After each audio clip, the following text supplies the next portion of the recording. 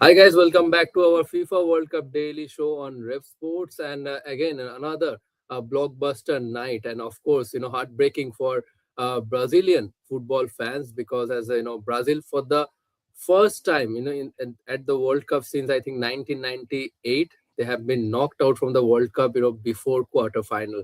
Norway defeated Brazil to move into the quarter final where they set up a clash against England, who have defeated Mexico in another intriguing game to secure their place in the next round. Obviously, we need to talk about the first game between Brazil and Norway, and then we will come to England versus Mexico.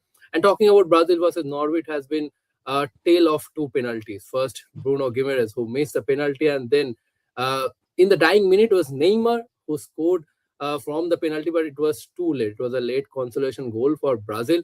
But I will start with Devashish the first. Otherwise, do you think if Gimenez would have scored that penalty in the early in the first half, do you think that game would have taken a different path for Brazil?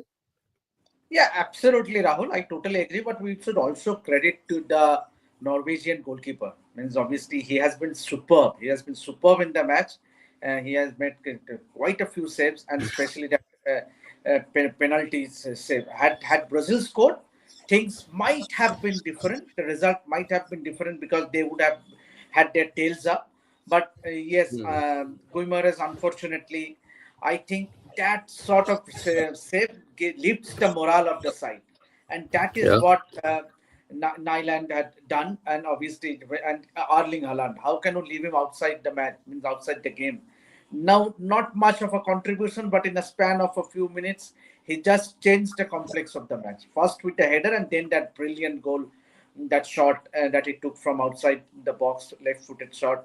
You could feel for Neymar, Rahul. But I have a feeling. This is my completely my view.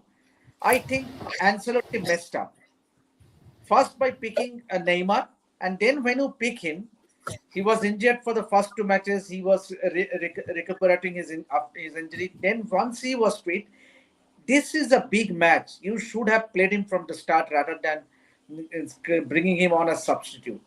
Yes, had he not fired, then means think he could have. You could see the emotions after he scored that penalty, after the final whistle. You want to give your best person the platform to showcase his potential, and this is for us the best match. And unfortunately, that was not the case. And if you look back, Ancelotti, there was a lot of debate about Neymar's inclusion, Hmm. and Hmm. so I think this is something this debate will continue after, as a post-mortem following Brazil's exit from the World Cup. True. So and it's all about stunts. I think when Neymar was put, he should have started the match. Absolutely. I think the debate will go on, and it has been the biggest talking point during this World Cup for Brazilian media that whether Ancelotti, whether it's a good call, including Neymar in the squad, leaving out a striker like João Pedro, who has been in sensational form in the Premier League for sure. But Somnath, right now the debate is going on, whether it was a right call, to send Gimenez to take that penalty when there are players like Matheus Cunha, Vinicius Junior on the pitch. Yes, obviously, in the post-match press conference, Carlo Ancelotti was questioned this very same thing about this, whether Bruno Guimaraes was the right man for the penalty. So he clearly mentioned that yes, we do practice set pieces, penalties in the practice session, and Bruno Guimaraes is the best penalty taker in that first 11. To be honest, if we talk about the rankings, he told that in our team, Rafinha is our best penalty taker. Then it's Neymar. Then it's Bruno Guimaraes, and after that, I think Mathis Cunha and all. So the 11 players who were playing on that pitch, I think Bruno Guimaraes was the best player to take the penalty, and many were saying the fact that why not Vinicius Junior when it was the turn for the penalty. So Carlo Ancelotti told that not Neymar, sorry, Vinicius Junior. Won't even come in the top five penalty takers in this Brazilian team. So obviously it was a very tactical call, and that's why Vinicius Junior gave the ball to Bruno Guimaraes. They all have practiced for this very outcome in the training session also. But you can't say absolutely. It was absolutely brilliant goalkeeping from Nyland, and it was just not Brazil's day, and we have seen this over the years.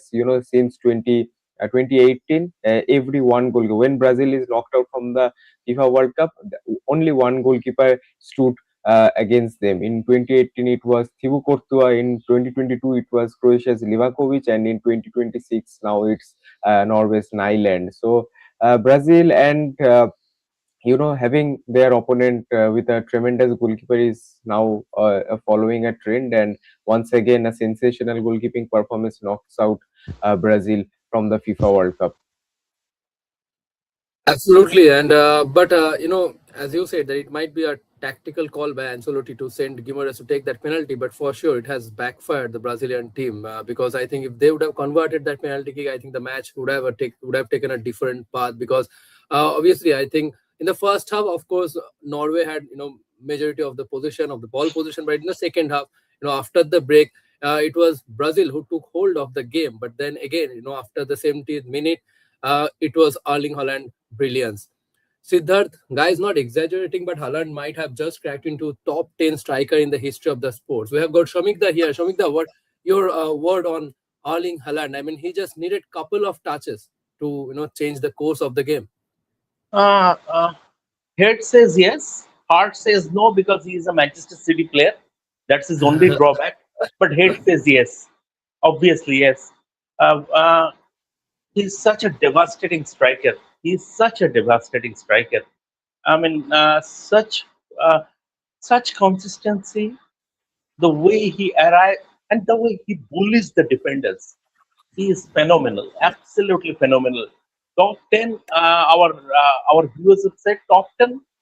I would rather trim it down to top 6 or 7. In fact, um, I mean, he's such a striker. The way he intimidates the defenders, and look at his consistency, brilliant, brilliant.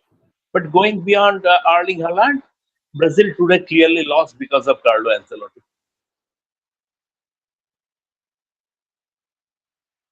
Absolutely because of Carlo Ancelotti.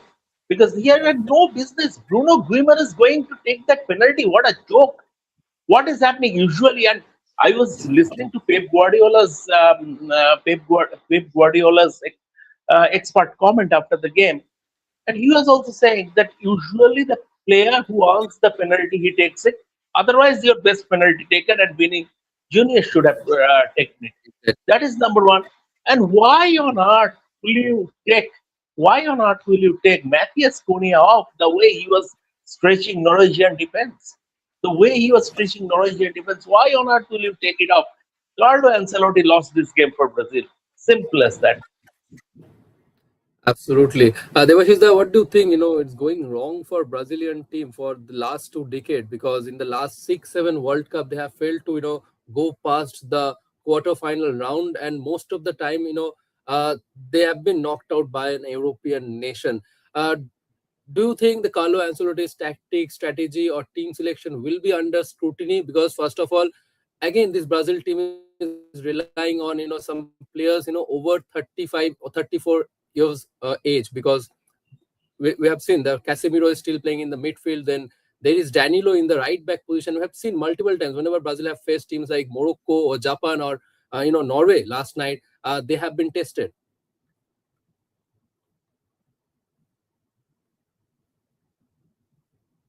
Devashita, you were mute, I think. Sorry, Yeah. sorry, sorry, sorry. And Carlo Ancelotti in the post-match press conference, when he was asked whether asked about his future, he said that he has no plans whatsoever to retire. Means Brazil will have to face him. And see, he is forced to bring in the tactics, means obviously bringing in a style of play which Brazil is not accustomed to.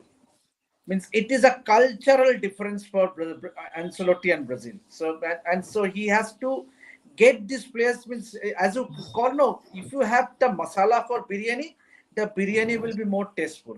So he was trying to force his style of play into Latin American flavor, which is unlikely. Means you saw Brazil is all about flair, samba, the skills, joga bonito. So these are the terms we are associated with Brazil, and something that Ancelotti I think should have been well off by keeping that style of play and perhaps adding his weight. But and once again, as I said, Swamik, yeah, I had just mentioned at the start that I think he has messed it up by picking Neymar. Obviously, Totally agree. a fit Neymar, Totally a agree. fit Neymar will walk into any side in the world. A fit Neymar, but with so much of the doubts about Neymar's availability at the start, and then to pick ahead of Joao Pedro, who has been phenomenal in Premier League, and despite now that when he was completely fit, he only announced in the press conference that Neymar is completely fit, and then not to start with a Neymar. This is a match, this is a big match when you have to give your best player the game time, the opportunity, which was not the case. And that is where my reservations are with regard to Carlo Ancelotti. So I think he did say that this is just the beginning. I don't know whether how the Brazilian people will take it with his comment, but definitely we could see the emotions means in the stands, and our Dulal has said means Brazil is all about emotions. You cannot play with the emotions of the fans. Means, and to be missing out for so many years, and it's unthinkable. True. One of Rahul, the most passionate. Yeah, Rahul, Naveen, before you go go to ahead. Shomnath, Devashish has risen. He has raised a couple of. He has raised a couple of important Yes, points. First of all, Neymar, and I totally agree with him. Neymar shouldn't have been within 100 miles of this Brazil squad. He's done. He's washed. He's finished. His body is not no longer there to play a top level tournament. He can play in the Brazilian league. That's it. His body will not allow him to play a top level tournament. Carlo Ancelotti just played to the gallery by picking Neymar. Just played to the gallery. Just carried on with the popular sentiment. A Pep Guardiola, for example, if you are Brazil's manager, he wouldn't have. I mean, you wouldn't have completely shut out those noise of picking a name, and he wouldn't even have entertained. Look at Thomas Tuchel. I am coming to Thomas Tuchel. We will come to England. I will come to how he has kept he kept popular sentiments at arm's length, and how it has been auguring well for England. But if it were a Pep Guardiola, for example, Pep Guardiola wouldn't have entertained such sentiments. Number one. Number two, as Devashi said, and at the post-match press conference, Ancelotti said he will not quit. Yes, absolutely, he will not quit. So the Brazilian FA should do right away in the morning that they should sack him, and the first phone call should go to Pep Guardiola. He is a free agent now. Pep Guardiola is a free agent now, and the first phone call should go to Pep Guardiola. okay, interesting. But Pep Guardiola also spent so many grueling years for Manchester City. Now also remains to be seen whether he is ready to accept any job right now at this moment or No, not. Because no, Jurgen Klopp, Rahul. The thing is that it is less pressure. Club international football is less pressure. okay, You are not okay, doing it weekend. And what Germany has done belatedly, handing it Jurgen Klopp. over the reins to Jurgen Klopp, and he will build ground up. Will not listen to anyone. He will build ground up. Brazil also need to be built. This Brazilian football team needs for a radical, calls for a radical overall. Uh, I mean, they will have to rebuild. They will have to build it again from ground up. And Absolutely. only one person is the man. That is Pep Guardiola. Absolutely. But I think for Brazil, I mean, Brazil as a football nation, I think there have been, multiple frailties in their infrastructure or their football structure over the past few decades because, so many European clubs, they are signing so many Brazilian talents. They're relying on those talents like Real Madrid on Vinicius, Barcelona on Rafinha. There are multiple Brazilian talent playing in top European leagues. But when it comes to the national team, I mean, you can see uh, Ancelotti don't have proper players to replace Casemiro in the midfield, to replace Danilo in the right back position. So I think the next 4 years, what will be important for Ancelotti to do is to find more such talents, who can really contribute to the national team. So that's one thing that Ancelotti really needs to do. I think he has contract till 2030 World Cup. So let's see how he can again shape up this Brazil team before the upcoming World Cup. But Shomnath, word on Neymar. Obviously as a Neymar fan, as a Brazilian fan, everyone will feel, for Neymar because it was really a painful farewell for Neymar. Though it was a consolation goal that he took that penalty, But how much international football will miss a player like Neymar actually?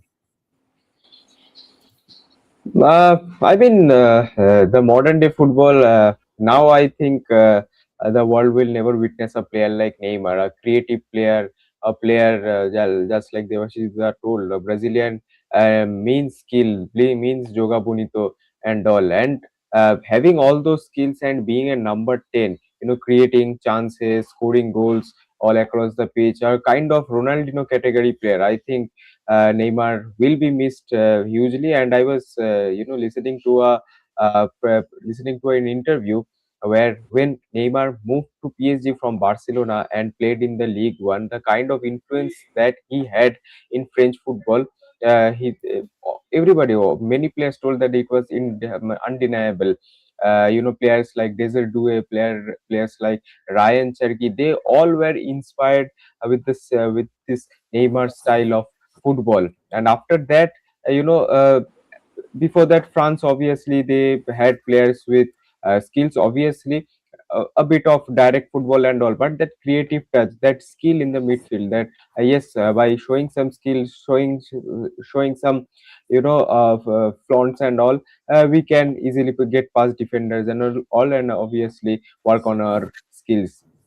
But I think yes, Neymar's contribution towards football will be remembered. He was one of the most promising player in this generation, and many of the fans, many of the critics obviously tells that he was in the wrong generation with Messi and Ronaldo.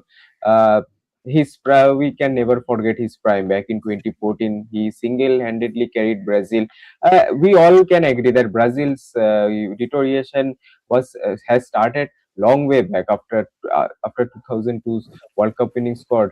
Uh, the 2010 squad, 2020, 2014 squad, 2018 squad. This squad can't be compared to the 2002 squad. 2014, 2018, Neymar sort of single-handedly carried the whole Brazilian team on his back, and we have seen in the 2014 semi-final what happened when Neymar was not there in the pitch. Same in 2018 we have seen, and same in 2022 in the last knockout match against Croatia, he scored the all-important goal for Brazil, but yet they were not able to go through to the next round. So obviously, Neymar will be remembered as a lone warrior in this Brazilian football folklore, and obviously, it is a very sad thing that player of such quality or such caliber will be retiring from football without a Ballon d'Or and without a World Cup. So obviously, it's very heartbreaking as a player. But I think the history will be kind to a player like Neymar. Indeed, and obviously we need to talk about Norway as well because qualifying for the FIFA World Cup after 28 years, and they never looked like as a team, who qualified at the World Cup after 28 years. Because every time they stepped onto the pitch, this World Cup, played every game, they look like as if they are the regular participants at the World Cup. The way they defeated Brazil last night and qualified for the next round, and now they set up a clash against England. Uh, I mean, obviously, it's a statement win for this Norwegian side. Devash, is your thoughts on the round of 16 fixture now? I mean, the quarterfinal fixture now between Norway and England. Also, the nerve-wracking victory that England have registered against Mexico, defying all the challenges because so many talks were going around regarding altitude problem, then Mexican vibrant fans, but the way England have registered that win over Mexico, that's also a statement. That post-match press conference that Shomik the shared says it all on BBC. When you could, when the England captain could hardly speak, Absolutely. emotions were high throughout the 90 minutes. Means you needed an inspirational leader like Harry Kane, and obviously who can forget the performance of Jude Bellingham. He played one of the best matches in this World Cup, especially with those two goals. Anthony George is another player who I think will be spoken highly of.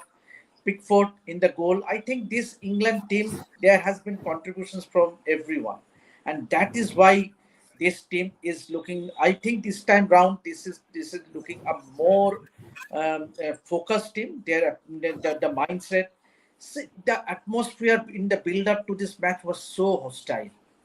Any other team, they could have succumbed in front of that home fans, the Azteca fans, and obviously the build up means so much of noise, disturbance, trying to unsettle the focus of the England footballers. But despite that, the red card, yes, there was no denying the fact that it was clear red card. It was a clear foul. But having said that, 53 remaining minutes playing with 10 man under so much of pressure, I think that speaks volumes of the character in this England side. So, but still, I would say that it means it's not over until it's over. So, I think England will have their task cut out against Norwegian side. Obviously, 9 out of 10 people have pinned hopes on Brazil to make it through.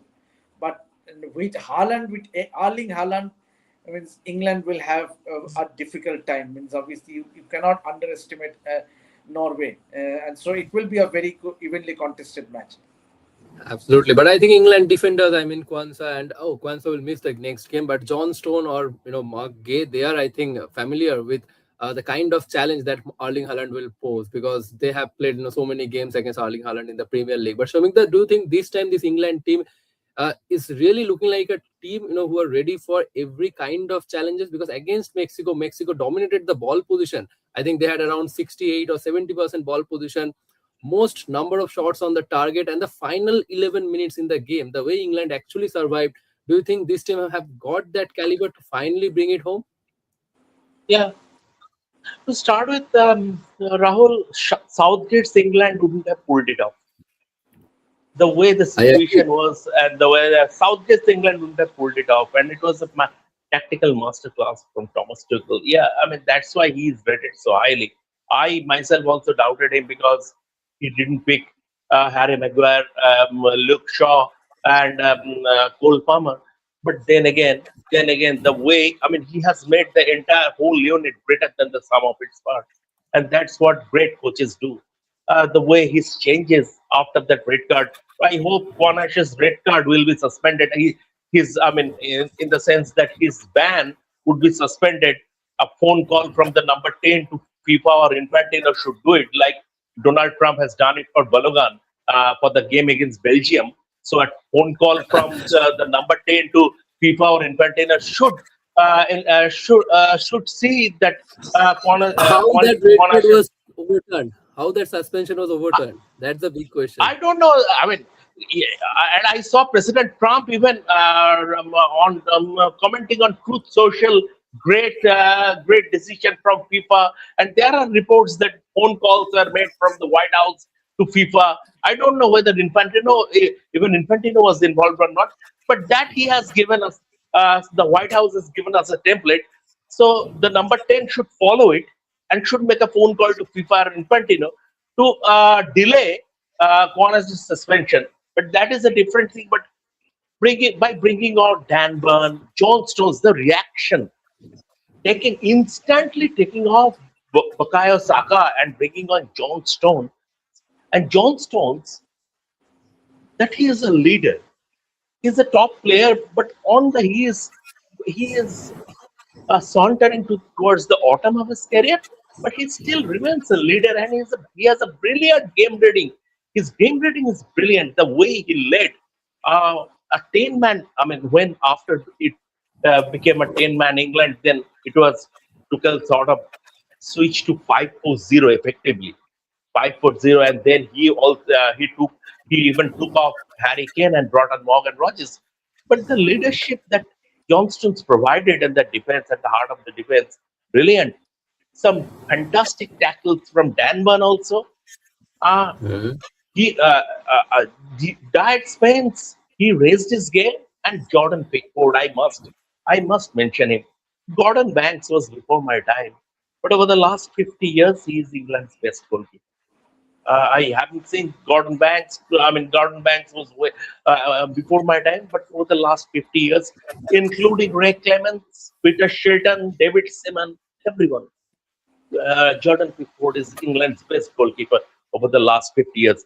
Coming to Norway, I think England will win because Thomas Tuchel will find a way to stifle Erling Haaland.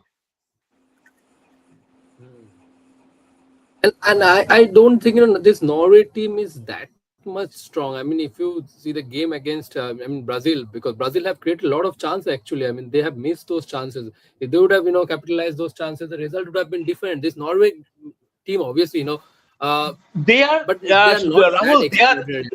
They are they are England of yore. They are basically England of the old. Ah, defense, Yes, compact defense, long ball, and they are dangerous uh, inside in the box. Basically, their absolutely. attacking game is inside the box. You will not see them doing some certain build up or building from the back or controlling the middle third or even the final third. Everything, basically, their attack is restricted to their movements. Erling Haaland, in particular, their movements in the box, and they are a very in the box team as far as their attack is concerned. Very one dimensional. I believe Tuchel will come up with something. Tuchel will come up with an antidote. He will just have to stifle Erling Haaland, and Norway is done and dusted. Spot on. And tonight, again, we have two blockbuster matches. Obviously, we have already talked about Belgium versus USA, where the headline is, Fullerin Balogun, who has been the key striker for USA so far at this World Cup. His suspension, has been overturned and he will be available against Belgium. USA know that, because this Balogun is key for their team. But Somnath, we need to talk about Spain versus Portugal game. Ronaldo have already announced in the press conference that this is his final World Cup. How far do you think this Portugal can go? Do you really think that they can surpass Spain challenge the way they have been playing at this World Cup so far? Or do you think it's Spain matched? Do you think? Uh, Big match tonight. I mean, if we see the recent performance, then obviously Spain has the upper hand over Portugal, because against Austria is not a bad team actually. We have seen Austria play against Argentina. The way they were pressing, the way they were, they were clinical in the counter attack. They are not that bad of a team, but against Spain, they looked completely clueless. Obviously, the Spanish passing is on another level. The kind of football Spain play, you can't actually copy that football and integrate it into another team. That's a special kind of football. I mean, every player have their separate roles, and they know their roles quite good. If you take a player like Rodri, his only job is to gain position, interceptions, gain position, and provide the ball in the attacking third. Obviously, if you look at a player like Pedri, his job is to rotate the ball around the field and pass it to a player who is in the best position to start an attack. If we look to Danny Olmo, the kind of form he has generally in Barcelona or in club football, Danny Olmo, while playing for the Spanish national team, is completely a different player, and it looks so good when he plays for Spain. Apart from that, we are talking about the midfield. If we talk about the wing, I think no doubt Lamine Yamal, if it's his day, I think Lamine Yamal could tear apart any opponent. The youngest superstar in the world right now, and obviously against big teams like Portugal, players like Lamine Yamal, obviously they see a chance. They see a chance to perform and steal the limelight. Obviously, Spain have a weak point in the name of Oyarzabal, though he has in a very good form recently. The second highest goal scorer after Erling Haaland since 2025 in international football. Alex Baena looks in good touch, but if we come to Portugal, then obviously problem is there in the midfield. The so popular midfield with Vitinha, João Neves, and Bruno Fernandes, they are not gelling so well. But obviously, Cristiano Ronaldo, this will be his main stage. If he performs tonight, obviously, chances are there that uh, Portugal can go through the next round, but the path is very difficult, and Spain will be a very tough challenge for Portugal. Absolutely. So tonight it remains to be seen whether it will be the last World Cup game for Cristiano Ronaldo, or Portugal will pull off a surprising win against Spain, who we have actually expected as one of the contenders at at this World Cup. So obviously one of the game to watch out for tonight, and tomorrow again we'll be back to discuss about that game. So stay tuned to Rep Sports for more such shows and content from the FIFA World Cup. That's it for now. Thanks a lot to all of our panelists and to our viewers as well. See you in our next show.